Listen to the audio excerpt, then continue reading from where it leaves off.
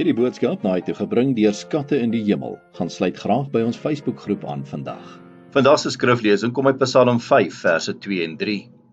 U luister na my stem in die môre, Here, in die môre terwyl ek voor u verskyn en op u wag. Vandag se boodskap is getiteld Ontmoet God as die dag breek. Ek onthou nog dat my ouma, 'n baie vrome en godsvreesende vrou, soos meeste van ons oumas maar is, nooit 'n voet op die grond gesit het in die oggend as sy wakker geword het voordat sy nie haar oggendgebed gedoen het nie. Vir moderne gelowiges mag dit dalk snaaks klink. Selfs om langs jou bed te kniel in gebed word deur sommige beskou as iets wat ouderwets of onnodig.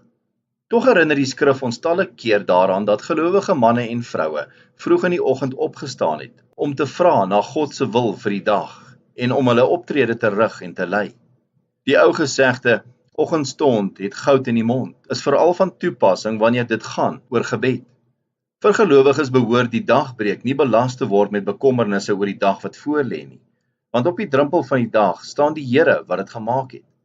In Genesis 19 vers 27 sowel as in Eksodus 24 vers 4 lees ons dat Moses dou voor dag die volgende oggend opgestaan het en 'n altaar aan die voet van die berg met 12 klippilare wat die 12 stamme van Israel verteenwoordig gebou het.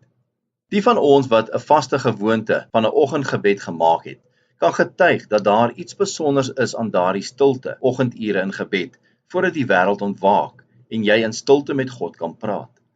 Dit is tydens hierdie stilte tyd dat ons krag vir die dag vind, om jou hart uit te praat voor God en jou vrae en probleme en versoeke aan God te rig, gebeur in daardie alleentye met God. As Dawid, wat die koning van Israel was, tyd saam met God in die oggend kon deurbring, wat keer ons as God se kinders om dieselfde te doen? Kom ons bid saam. Hemelse Vader, vergewe my dat ek dikwels nalat om U soggens te groet in gebed en om U te dank vir nog 'n dag wat toegevoeg is tot my lewe en alles wat U uit die liefde en genade geskenk het. Ek bid dit in Jesus naam. Amen. As jy soortgelyke boodskappe wil ontvang maandag tot Vrydag, sluit aan by ons WhatsApp broadcast groep. Stuur net jou nommer na 072 581 2973.